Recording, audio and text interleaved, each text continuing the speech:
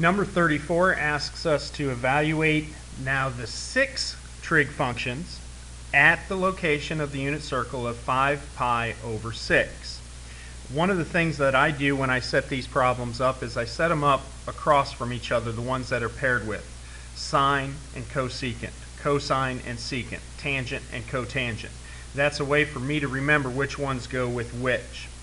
Now, on the unit circle, 5 pi over 6 is located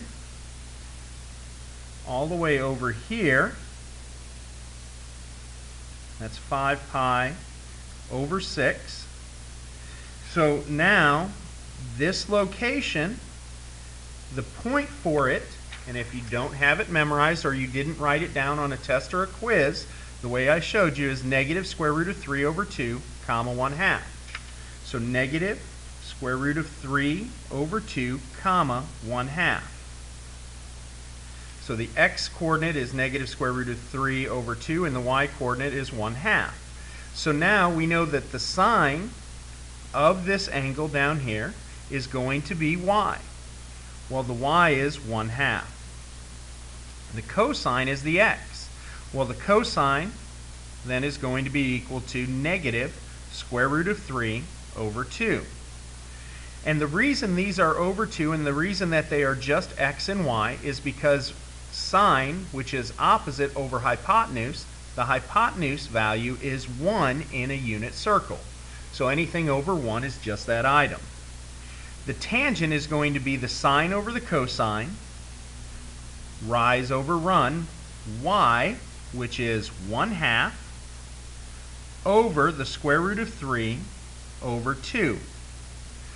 Well, I'm going to clean this up, and then I'll do it down here where it's 1/2 times 2 over the square root of 3, and this is negative, so we get 1 over the square root of 3, and it's negative. We don't leave a radical on the bottom, so this becomes, when we multiply it by the square root of 3 over 3, square root of 3, it becomes negative square root of 3 over 3.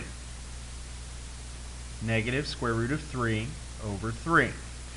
So now, when I go 1 over the sine, this is 1 over 1/2, which is 1 times 2 over 1, or 2.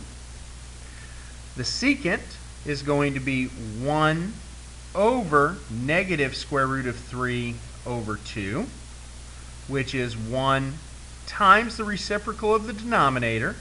Reciprocal of the denominator then is negative 2 over the square root of 3. So that is negative 2 over the square root of 3. Algebraically, we've got to multiply top and bottom by the square root of 3. I'm out of space over here, so I'll just write the answer of negative 2 square root of 3 over 3. The cosine, which is 2 or square root of 3 over 2, and it's negative, over the cosine, over the sine, which is 1/2. Cleaned up down here, the square root of 3 over 2 times 2 over 1, and this is negative. 2's cancel, and I get negative square root of 3.